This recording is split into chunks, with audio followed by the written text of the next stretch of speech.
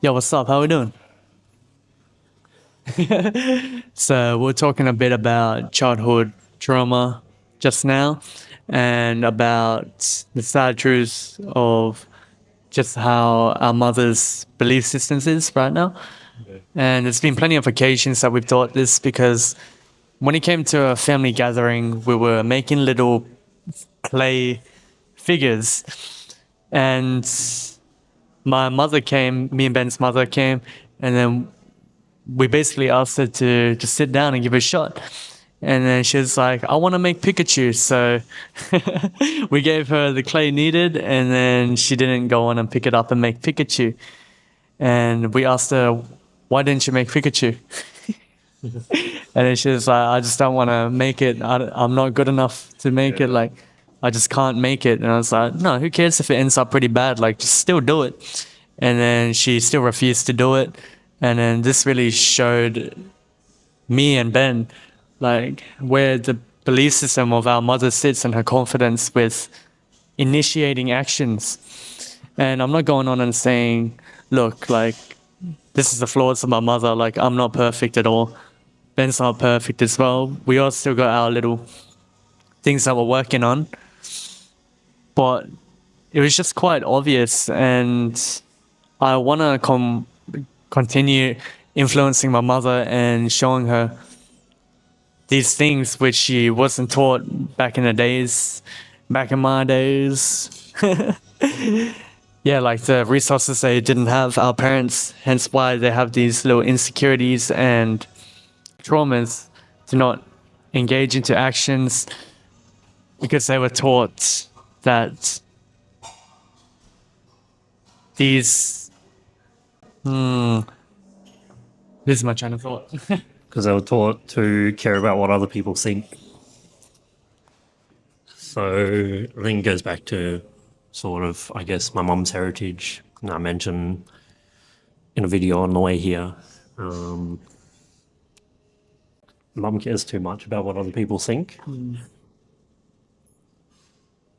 She's always worried about, I guess, the status of us, the status of her, what people think about her children, what people think about, I guess, what she's doing, and it just holds her back. And it was clear to see when we were making those magnets that she's very held back by fear of what other people are going to be what other people are going to think about, I guess, what she creates and what she does. And it goes back to, I guess, what you don't recover from, you pass on to the next generation. So what you don't heal from, you pass on.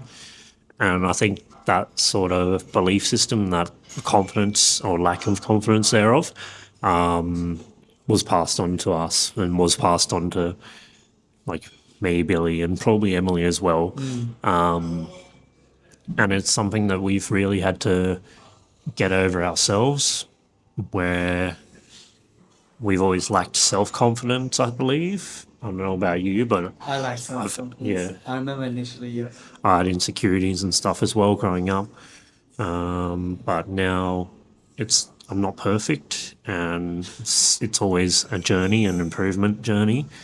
But I've definitely gotten a lot more confident in my skin, and I've gotten a lot more confident in, I guess, trying new things and constantly experimenting in new things and not worrying about what other people are going to think about my journey, because I don't want to get to the end of my life and just be like, I've lived for what other people think of me and what other people want of my life. So I don't, I'm the one that's going to be writing the next chapter of my story, and no one else is going to be. So I'm going to live for my life and not worry about what other people think. Is that kind of, I guess, what you've sort of felt on your growth journey yourself? Yeah, before I began my self improvement journey, I remember struggling a lot with my self identity and things which. Hey, thank you so much. All good, all good. Thank you. Thank you so much. Yeah, when I first started, I remember.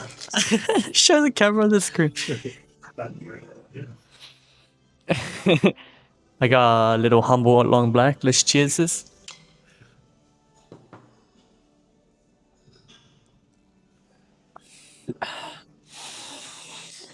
Yeah, so when I first began the self improvement journey, I remember struggling a lot. I mean, a lot. And you probably feel the same way about what other people thought when you first got started. Yeah, and sometimes still do. Yeah, it still do. Like, it still lingers around. But it used to get to a point for me where it would just stop me from taking action. I, I just wouldn't have the courage to do anything because I cared too much about what other people thought.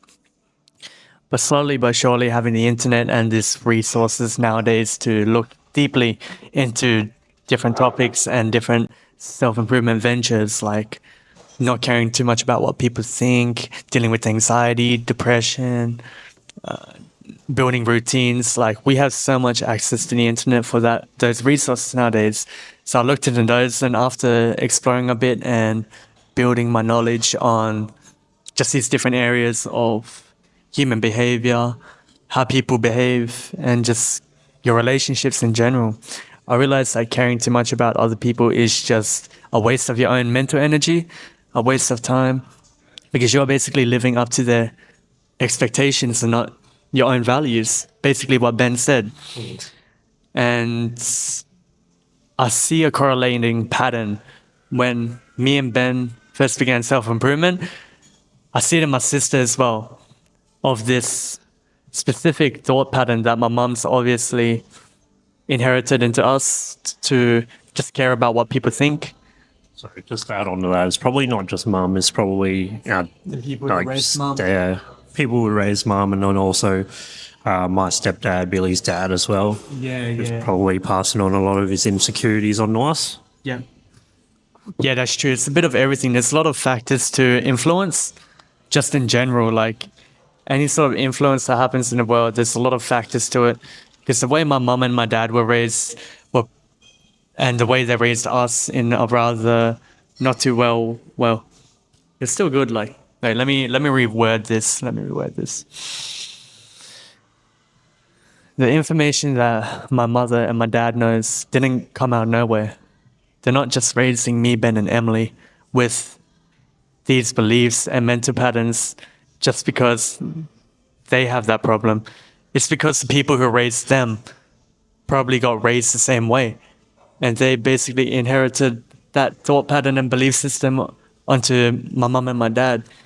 And then now all they know is this generational pattern, this loop of just teaching the kids in each generation that you should be scared of people, you should be scared of expressing yourself, you should be scared of being yourself.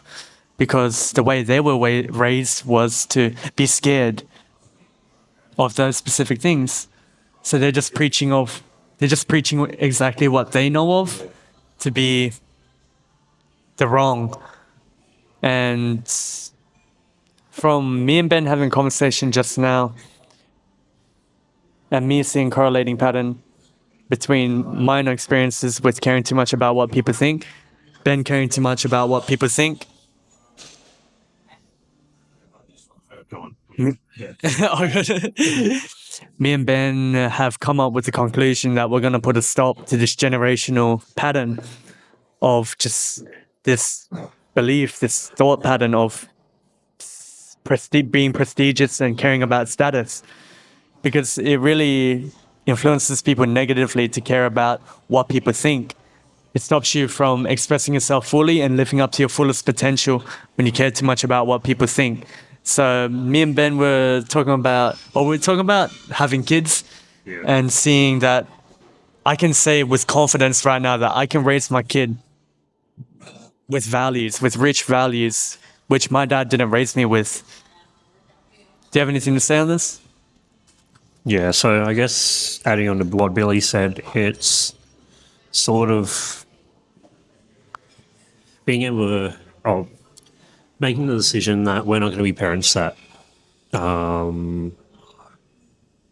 we had, pretty much not talking negatively about our parents or anything, but they taught us all they knew. But it's the confidence in saying that we're going to be parents that impart communication skills, impart good self image into our children, impart good self, I guess, good values and living in alignment with their values and not worrying about what other people think about them. And sort of raising our kids to not have the insecurities that we had to go through and not have the traumas that we sort of had to go through because we were raised certain ways. And I don't know, I think you said before as well, Billy, but I want to be the parent that I never had. And Thank you so much. oof, what do you get? Got a chicken, Oh, that corn, looks bit of good. bread. Look at that. Hell. Sorry to cut it off like that. Sorry to cut you off Yeah, there. no, you're right. That looks delicious. Keep on talking, I'll dig in. Feel free to dig in as well. I might have a bite. Yeah, pretty much. I want to raise my kids the way, I guess, I want to be the dad figure that I never had in my life. And although I did have, obviously, your dad to raise me, it's not someone that I kind of look up to. I want to be that father figure I never had in my life and someone that my kids would be proud to look up to, someone that my kids would be proud to model off after.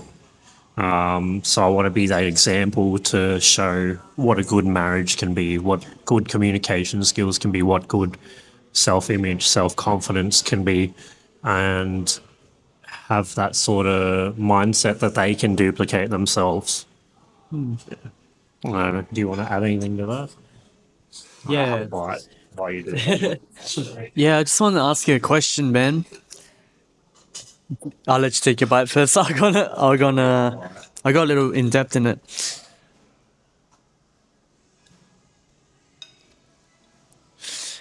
Yeah, I was also talking about just this generation in general.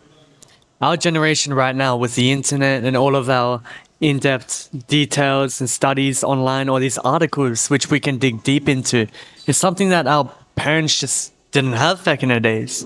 And we have all these resources right now, and I heard it from somewhere, but they said that we are one of the most smartest generations, and we can take in all these philosophies and concepts and ideas pretty easily with just a couple of clicks of buttons on the internet.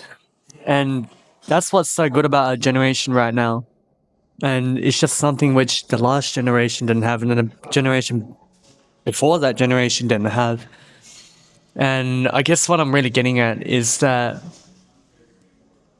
we have the resources right now to change up the trajectory of generational traumas and generational, what's this called? Like generational teachings, because we actually have the insight into what's good and what's bad. And we don't have to dig into something hectic like 400-page books in a random library downtown. We have it all on our smartphone in simple details. And that's just something I find really cool about our generation right now. Yeah. People can change really fast in this generation. People can make things happen really easily. And we have it easier than the last generation. And I just want to touch back and ask you a question, Ben, about was there any certain ways which you didn't like how our father raised you and it taught you a lesson to raise your kids in a better way? Yeah. Where do I start? It's true, right? So much. There's a lot. So, I guess That's one good. thing that I noticed before was, more recently, I guess, is the way my stepdad or your father talks to you or talks to both of us. The way he constantly puts us down and hits that self image. And some of the things that I notice he says to Billy is, I'm like, why would you say that? Like, it's things that would shatter a child's self image. What does he And say? I guess just the teasing of like, Billy's dumb, Billy's like, doesn't know anything. It's like, how are you supposed to, how do you think, After you say that, that didn't go too well. Keep going. how are you supposed to, how do you think the kid's gonna take that when they hear it from the person they look up to that they're calling them, dumb, they're not gonna amount to much, and it's not something that's gonna be great for the self image for the child, and you're good because you've invested in yourself and you don't link yourself to those sorts of identities now. Like, it could go either way. Like, it could have gone like completely different way where you've linked your identity to one little offhand comment that they've mentioned. Like, Out of hand comment. yeah, so you could have been like, for the rest of your life, been like, my identity is that I'm dumb. I'm not going to amount to much, and that's going to eventually result in you constantly telling yourself that you're not good enough. You constantly telling yourself that you're not going to be able to make anything happen, and that's one of the consequences of, I guess, some of the offhand comments that he says to us or says to you. Yeah. But like, I'm glad that you haven't gone that way. You've gone the completely opposite way, and you've kind of used it. I feel as a reason to prove him wrong. That's totally right. Yeah. And I'm a bit the same as well. As like, I want to prove him wrong. I want to prove doubters wrong, and yeah. I don't know if you want to add to that quickly. I'll add to that. Yeah. It's good. This is so good. Forgot what it's called, but we'll get the name. So that's a good point you make, Ben, about taking the whole trajectory of just that comment and thinking you're dumb for your whole life, because it truly does happen to some people. It does. Yeah. It does happen, yeah. And honestly, I just want to touch on that, and you probably feel the same way. Like, there still be these voices, these things that I've said in the past, which still resonates in my head, like just subconsciously. Like, and I'm not a sharpened sword. I still have doubts and beliefs sometimes, and I feel like it does stem from the way I was raised by my dad as well. He did call me dumb a lot. He's not let's just say he's not the perfect figure to manifest a good, like, a confident child. He called me dumb a lot. He basically beat me and Ben quite often in the past. He's gotten quite old and frail now, so he doesn't really move around a lot now. But oh yeah, can I touch on it? Yeah. Add something to that. Oh yeah, yeah, add it. I was just gonna say, yeah. Since we've gotten bigger than him, he doesn't mess around with us anymore. So, yeah. It's true. I asked him as well. It's like, look, you're not as belligerent in past as you was before. Like, you were throwing cups, you were yelling often. What's happened? And he was like, oh, I've just settled in now. I was like, fair enough. But I just want to touch up on what Ben said about just that self-image, which sticks around from the people that you're raised from. Like, sometimes here and there, when I do something a bit foolish because I'm kind of burnt out or tired, I beat myself up here and there. And I do believe that I'm dumb here and there, but I don't believe it 100%. I always catch myself there. I'm like, this is childhood trauma. Like, I've literally been raised with this, just being called dumb a lot by my dad, and it's gonna stick around. And I just realized that there and then that, look, this is something which I still need to heal, and I'm not a sharpened blade yet. I'm not sharpened. there's still so many flaws, like which I got to work on, and so many which everybody in the world has to work on because everyone has their own battles that they're fighting. But yeah, like I still want to touch up on that, how something which was said a long time ago still sticks by. Although it doesn't affect me as much as it used to, here and there, it still resonates in my head, but I just don't think too much about it. So yeah, I just want to touch up on that. I guess that leads me on to the next question.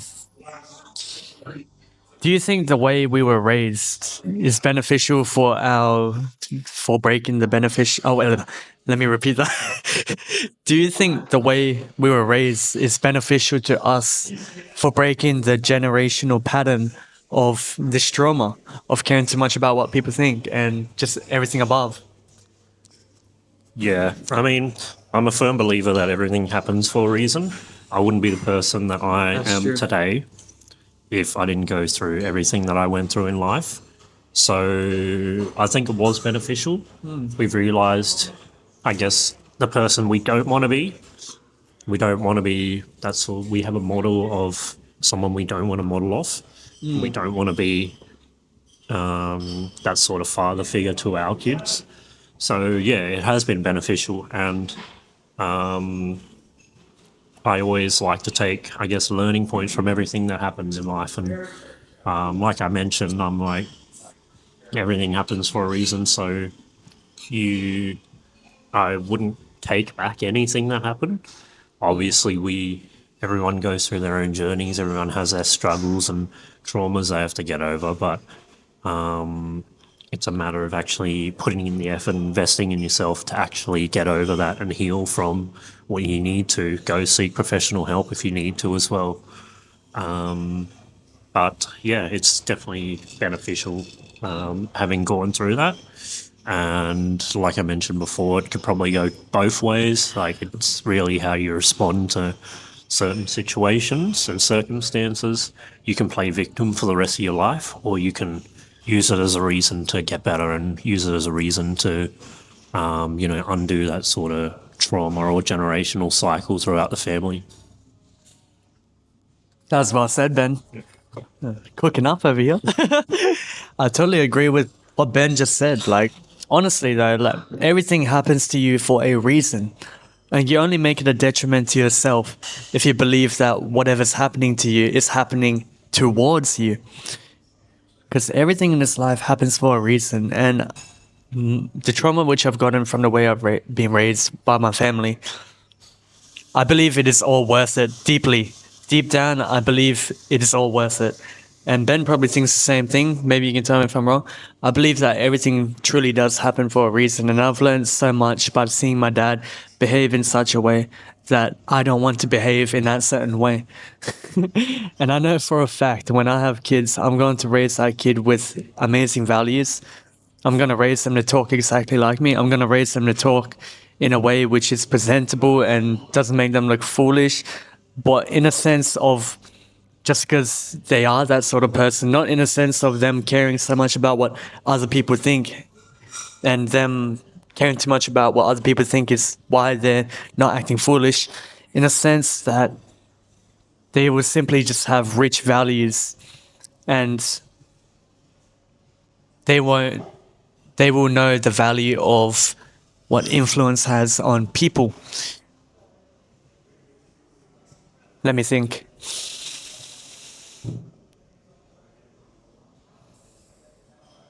Simply, I guess essentially said, I just want to raise my kid with the values which I'm taught in this life, which changed up my mindset from living beneath my potential to living to maximum potential. And we're going to break this generational pattern. Yeah, yeah, buddy. Is there anything you want to touch up or any questions you want to ask? Maybe a question for you. Yeah. Give me a sec to think of one. Yeah, easy. I just did munching down on this. So, you currently live with both our parents at the moment. Correct. I moved out of home, so Billy still lives with our parents. And obviously, it comes with that sort of mental trade off where you have to deal with a lot of their offhand comments and constant input into your mind. How do you deal with that? How do you handle that? And how do you compartmentalize that into, I guess, not worrying about what they sort of say, and don't let it affect your beliefs and don't make you, I guess, doubt yourself. Where do I get started? So, a bit of context to this. When I'm living at home, my dad and my mom like to just talk about random tangents because they truly seem like they don't really have something deep down they're working towards. Because I witness every day that my mom and dad just wake up at any time that they want. They don't do any skill sets or hobbies. They just work their job, come home, live, work their job, come home and live. And there's nothing wrong with that. But the reason why I say that is because just them not having something to live for, they just go on random tangents and just have nearly emotional spikes in lots of topics. Like, it seems like, from my experience, they just go on random tangents and just say really harsh things about everything. Because I guess that's sort of entertaining for someone who doesn't really work towards a purpose, like drama. You could imagine like you can imagine like individuals who don't really have anything to live for. They just talk about drama all day, and they just try to make things out of nothing. My mom and my dad. My dad would be pretty drunk, and then he'd just go on and seem like he's seeking attention nearly because he'd just say the most random things to my mum, which sometimes spikes emotion in her as well. And she'd react a lot. She would just react and yell back. And I could hear this from my bedroom. I hear them argue nearly every night about some random topic or something which I don't want to get involved in. They just go on random tangents and argue about stupid shit. Most of the time, like, it's nothing deep. It's nothing deep like, do you think our marriage is going good? It's no question like that. Most of it is just random, immature comments, and then the other one having an emotional spike. Can you tell me if I'm wrong? Yeah, no, completely agree. Yeah. And I don't know, it's just always seems like my stepdad's constantly seeking attention. It was like when we go back to the clay magnet situation, we're making clay magnets as like a family activity, and he comes over randomly. He's like, "Hey, babe, look, they're playing with plasticine," and I'm just like, "Why do you even come over and say that?" It's like, what is the point of that, bro? Literally, And literally, no one reacted, so he just went and sat back down. that's literally what happened. Yeah. It's nearly a comment that you'd witness at like school. It was nearly a comment like where my dad just like fell into maybe a thought from a childhood trauma which he hasn't recovered from, and he just felt like saying that. But yeah, it'd be things like that. And the way I cope with it, living in a home with those parents, is I simply just let it go through one ear hole through the other. Because I've made this belief to myself that the things that I hear from my parents nowadays is just most of the time something which I can't learn from. Most of what they say is simply just foolish in a way. And I don't say that to just like talk shit about my parents. I'm saying that as the truth because there's nothing deep talked about in the house that much. And they usually just argue lots. So I usually just let it go through one ear hole through the other. It took a bit of time and practice, but over time, I eventually reached a point where I was like, I need to let this go through the one ear hole through the other because it was affecting my routine. It was affecting my daily life, the way I performed, the way I got my mental clarity. There'd be times where I'd meditate and then I'd just hear yapping outside and just random people yelling. My heart would just start pumping, and you could imagine how that affects your life. Like if there's random because I think something's bad happening, right? If I hear people screaming outside, like I reacted in nearly a primitive way, like, oh shit, I should go outside and look. But I also have to focus on my meditation, and I also have to do my routine. Like, no mental clarity, well, little mental clarity from just all this happening at once. Just instinctual that happening. Yeah. Yeah. So I had to learn to just let it go through one ear hole to the other. Otherwise, it would have taken a detriment in me performing good in my business, me performing good in general, and just my mental health in general. And here and there, it still takes effect on me. Like I hear them and it does distract me, but it's not the end of the world now. And that's the trade off you sort of have. Like from my experience living with my parents, that's the trade off I have with living them. With them, I save a bit of money, but I spend a bit of mental clarity just listening. And Ben, Comes with a cost. Everything comes with a cost. everything comes with a cost, like what Ben said.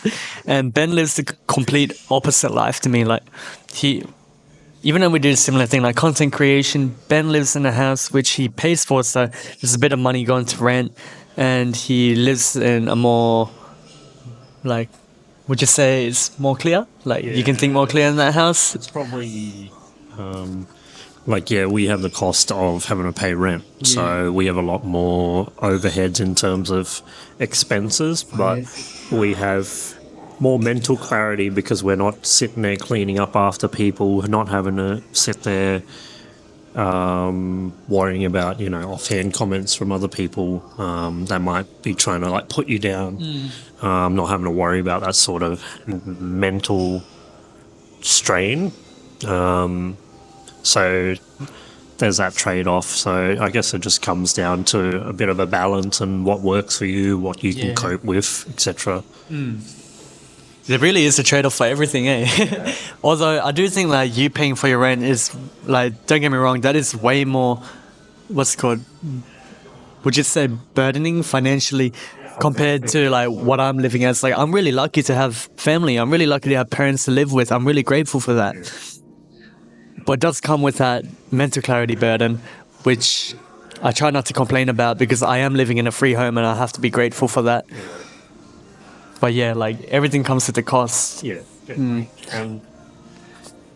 yeah, like I guess everything has a pro and a con. Everything has pros and cons. Everything comes with a cost, and we can just appreciate, I guess, some of the things that we can be grateful for, and that's why I try to tend towards.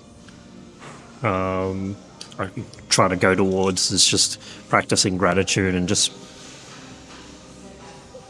reminding ourselves what we can be grateful for. Like now we're grateful for having like our own space that we can make our own home. We are grateful for not having to clean up after people.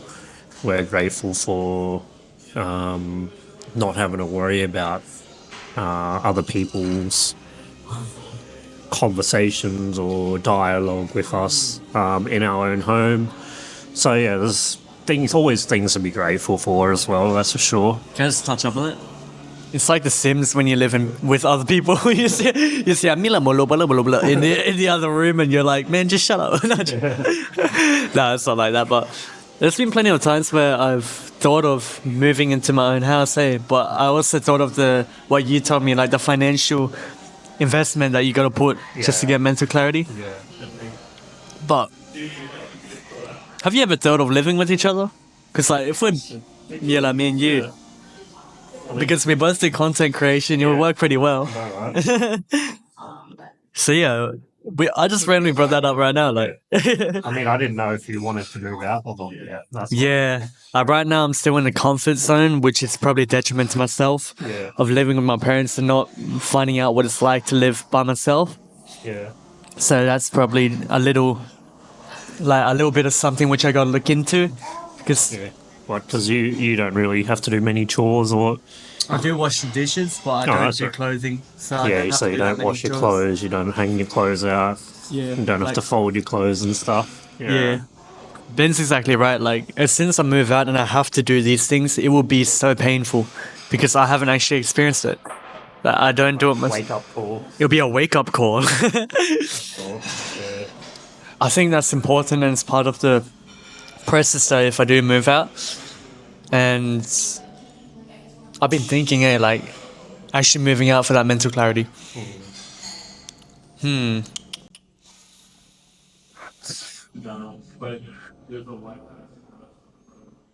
What's the first thing you realized when you moved out of mum and dad's house to live by yourself?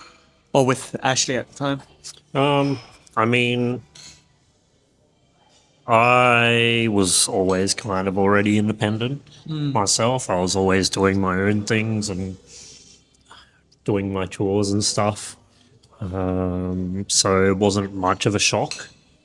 And then, I mean, it was over 10 years ago now. So I moved out when I was like 18. So don't really remember too time much. flies. Yeah, I know, right? I'm almost 30. That's crazy. remember when you were sleeping on the mattress. Yeah, I know, right? Getting attacked by cockroaches. True way. Yeah. Nah, but yeah, you just adapt to it. I mean, I'm sure you adapt to it pretty quickly, but then it's like you also got to be aware of like all the other chores you have to do, is like garden work. You have to start paying for power, water, internet. It's not like all that's not paid for. On top of rent, and then also cooking for yourself, It's a food. Yeah, yeah. So food is probably a huge thing because of how expensive everything is right now. Like food is a huge expense for us, and then it's constantly trying to determine the balance of like whether you eat out or whether you spend the time and effort to go to the shops and cook your own meals. Because then, if you go to the shops to cook your own meal, you also have that time you're cooking, the time you're cleaning up after yourself, to having to do the dishes, and then a lot of the time we end up wasting a lot of food too, because we don't end up cooking it all or eating it all. It's like could have just gotten takeaway and it would have been done. Didn't have to worry about the cleaning. It would be 9 p.m. right now. We're still cleaning. Yeah, exactly. So it's that trade off as well that you sort of got to balance. Like it comes with its own problems or things you got to manage when you do move out. Yeah. Yeah, that's quite a wake up call of you going in depth detail about everything, bro. It makes me realize how lucky I really am living with my parents. Hey, Especially mum, like mum does so much. cooking for you and stuff. Yeah. My mom does so much. She does the laundry, she does the dishes, she cleans, she does everything, bro. And I offer to help her, and she just doesn't want help. But Sorry. Oh, She yeah, does a lot of washing, hey. she does a lot of washing. Let me tell you, washing is probably the worst thing because you have to get the dirty clothes, put it in the wash, hang up the washing if you don't have a dryer, which we don't have. Then you have to take down the clothes. Then you got to fold the clothes, put it away. What a process, Yeah, this is the reason why sometimes we have so many clothes piled up. It's crazy. I'm feeling right now, but I'll conduct what I'm going to say in a moment. Clothes.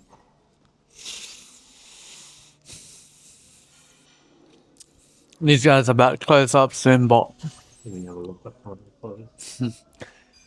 yeah, washing is quite a process. And I always see my mum busting her ass, bro. Like, I'm so grateful for her. Oh, yeah, they close it too. Yeah. Better wrap this video up. Yeah, okay, we'll wrap this video up in a minute, but yeah, Ben's totally right. Like, would you say everything's worth it just for that mental clarity that you live without yappers in your house? I feel like it is. I think it is worth it. It is worth moving out, but obviously you got to find what works for you as well. Like thing that sucks about renting is you constantly have to move around. So I'm slowly trying to declutter my stuff, but I have a fair bit of stuff which I wish I could store somewhere in mum and dad's house, but I don't think they would let me.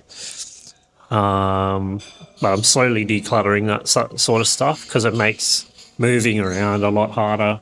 We have to move so much more stuff. But yeah, renting also has, I guess, pros as well. You're not stuck in one place. If we do ever want to move, like interstate or something, we can pretty easily. And then also not being burdened by a mortgage as well. But yeah, I reckon it's worth moving out for the mental clarity. That's for sure. Even though you do have to manage your finances and a lot better, all you have to do is just budget and allocate the right amount of money that you need to your bills and expenses and stuff, and then you'll eventually adapt and get used to it. So it's definitely worth it for that mental clarity. We better wrap this up. It's like 2 now, so they're closing. But any last words from you? We'll wrap this up now. Ben's given me a mind switch flip with living in a rented property for mental clarity, which makes total sense. And I need to look more into it if things do get a bit spiky at where I live. There's been plentiful of times where I felt like moving out, but this is a great insight, Ben. So thank you so much. Me and Ben will wrap this up. Oh, sorry. I slammed your head. Sorry. So yeah, there'll be plenty more duos of me and Ben collabing in the future if you're happy to. Yeah, definitely. Yeah. It's always a blast talking with Ben because I feel like I talk at such a level which is the same as Ben. Yeah. We're both in self-improvement. We're both content creators, and we both do the best we can on a daily basis to improve. And that's just something I don't see in a lot of people. So Yeah. thank you. Sorry. Thank you so much. We're gonna make it. We're going to make it. Yeah. So it'll be Billy Wilson signing out / Brand Old Society. And And Benjamin Catesook, go check out his channel. And yeah, signing out. Go make it happen. Let's go. peace out.